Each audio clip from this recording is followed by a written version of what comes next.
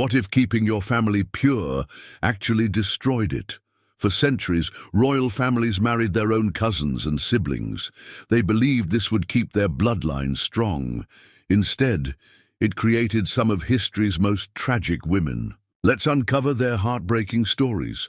Royal families thought marrying relatives would preserve their perfect features. They were terribly wrong. Think about your own family photos. Maybe you have your mum's eyes or your dad's nose. Now imagine, if your parents were cousins, those shared features might become extreme and harmful. The Hapsburg family ruled Europe for 600 years. They had a strict rule about marriage. They only married other Habsburgs or close royal relatives. Over generations, this created a shocking physical deformity. Maria Theresa of Spain lived in the 1600s. She was the wife of King Louis XIV of France. Her lower jaw stuck out so far she couldn't chew properly. She could barely close her mouth or speak clearly. This condition became known as the Hapsburg Jaw. But Maria Theresa wasn't alone. Her great-niece, Maria Anna of Neuburg, suffered even worse. The poor woman's jaw was so deformed that eating became torture. She lived on soft foods and liquids her entire life. The Habsburg women tried everything to hide their deformities. They wore special veils and avoided public appearances. Court painters were ordered to make their portraits more flattering. But no amount of makeup could hide the genetic damage. Scientists today have studied Habsburg family trees. They found that the last Habsburg king, Charles II of Spain, was more inbred than the children of siblings. His family tree looked more like a family tree. These women weren't just dealing with appearance issues. The jaw problems caused constant pain, difficulty eating, and speech problems. Many suffered from depression and social isolation. They became prisoners in their own palaces. The tragedy is that this was completely preventable. If the Habsburgs had married outside their family, these deformities would have disappeared. Instead, their obsession with pure blood created generations of suffering. Can you imagine living your entire life unable to eat normally? How would that affect your confidence and happiness? Inbreeding didn't just affect physical appearance. It created severe mental health problems that destroyed royal women's lives. Imagine if depression, anxiety, and other mental illnesses ran in your family. Now picture marrying someone with the same genetic risks. Your children would face double the danger. Queen Juana of Castile lived in the early 1500s. Her parents were first cousins. Her grandparents were also closely related. This concentrated mental illness in her bloodline is like a deadly poison. Juana showed signs of mental instability from childhood. She had violent mood swings and paranoid thoughts. After marrying Philip the Handsome, her condition worsened dramatically. When Philip died young, Juana completely lost touch with reality. She refused to let anyone bury her husband's body.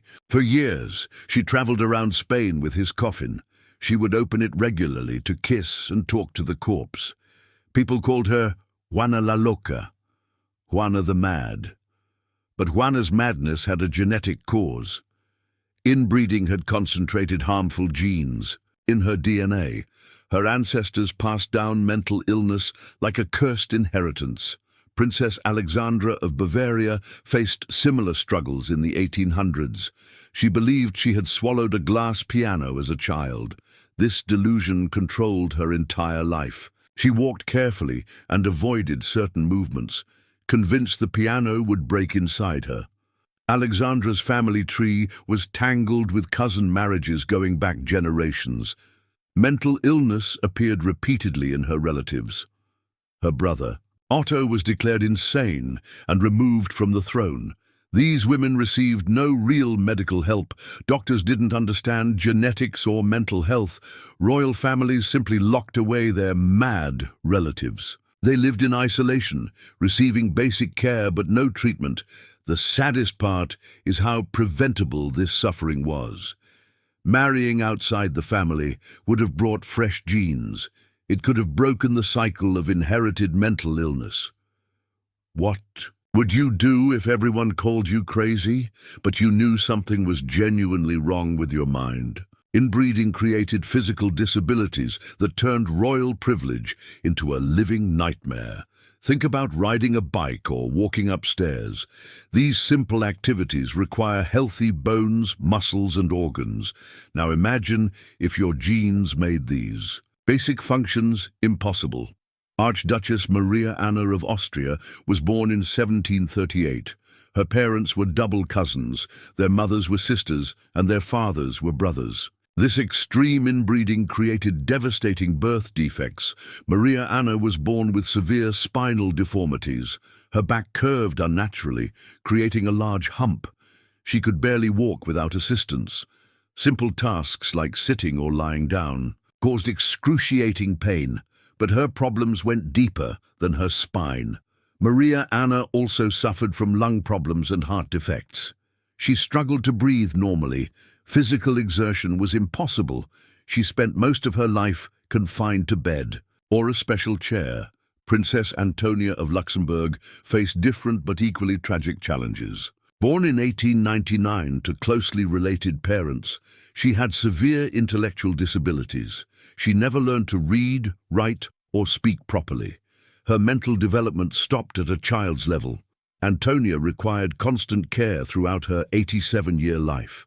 She couldn't dress herself, eat independently, or understand complex conversations. Despite her royal status, she lived more like a patient than a princess. These women's disabilities came from recessive genes.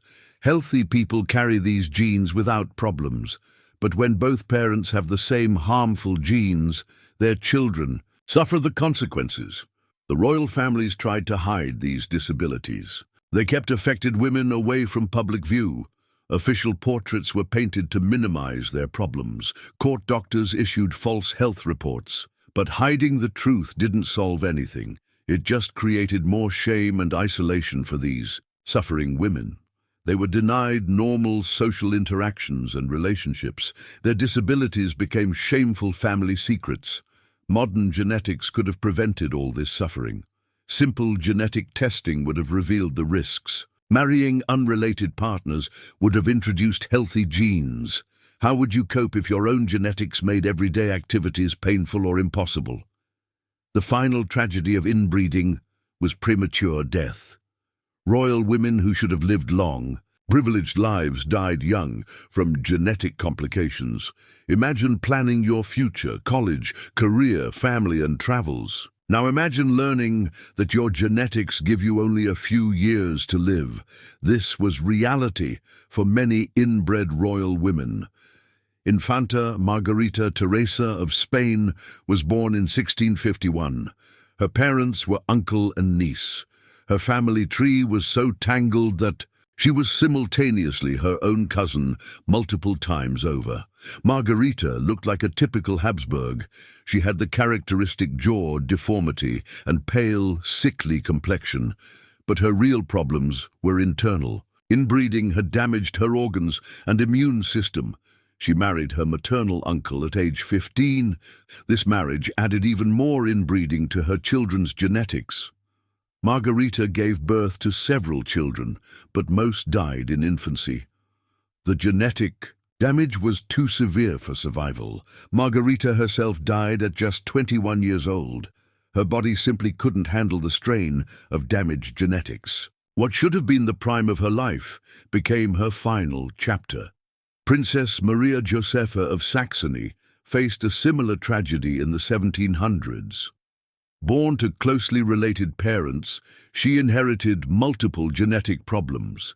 Her immune system was so weak that minor illnesses became life-threatening. Maria Josepha died at age 27 from what should have been a mild infection. Her inbred genetics left her defenseless against common diseases. She left behind young children who faced their own genetic challenges. The pattern repeated across centuries and royal houses. Inbred women consistently died younger than their healthier relatives. Some died in childhood, others barely reached adulthood. These early deaths weren't random tragedies. They were predictable consequences of concentrated harmful genes. Each generation of inbreeding made the problems worse. Scientists today can trace these genetic problems through royal family trees. The data clearly show how inbreeding shortened lives and increased infant mortality. The most heartbreaking part is that love and fresh genetics could have saved these women's lives. What dreams and accomplishments were lost when these young women died so early? Royal families believed inbreeding would preserve their noble bloodlines forever. Instead, it created centuries of suffering for royal women. Physical deformities, mental illness, disabilities, and early death plagued generation after generation. These women paid the ultimate price for their family's obsession with pure blood. Their tragic stories remind us that genetic diversity isn't just healthy, it's essential for human survival and happiness. What shocked you most about these royal women's stories?